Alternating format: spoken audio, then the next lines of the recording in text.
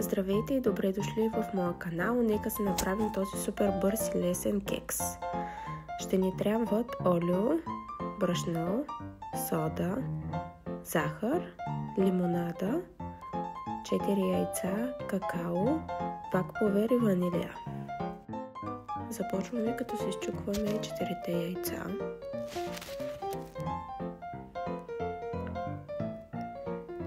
Ползвам тази мерителна чашка, която е 200 мл, пълня една чаша догоре. Ще ни трябва чаша и половина захар.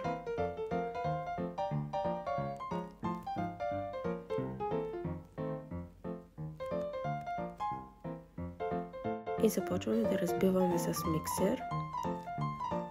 Бъркаме, докато сместа не се получи бяла и пухкава. Ето така трябва да изглежда накрая. Добавям си тук ванилията. Вие може да добавите и ванилова захар, но нея ще добавите с захарта.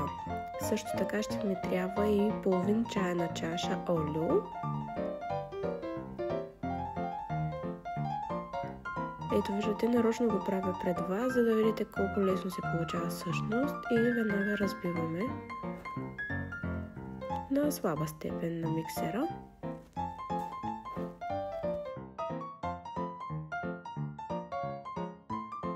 Ще добавим и 2 чайни чаши и половина брашно.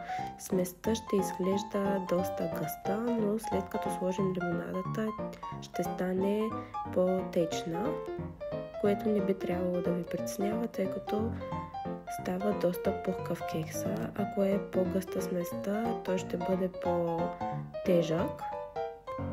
Ето, добавям си малко по малко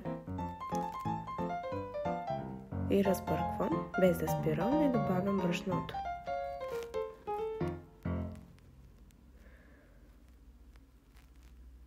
Ето така трябва да изглежда накрая сместа. Виждате, че е по-гъста. Измервам се 250 мл лимонада. Може да използвате на всякаква марка, няма значение каква, но просто е лимонада.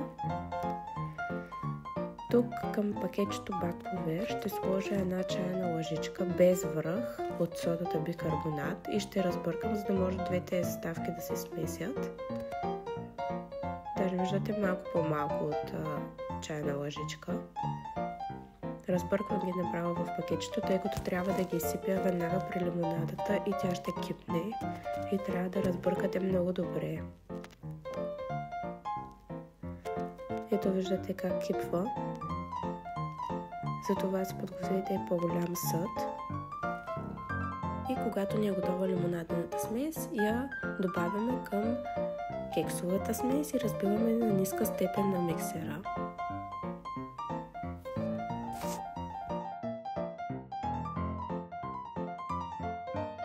Вече съм си подготвила кексовата форма, като съм я намазала с олио и съм я набрашнила с брашно. Изливам горе-долу цялата смес и когато стане малко на дъното на купичката, добавям какао. Вие може да пропуснете с тази стъпка, ако искате да ви е един цвят кекса, но ние така вкъщи го предпочитаме, става доста по-красив и вкусен. Добавите колкото какао искате.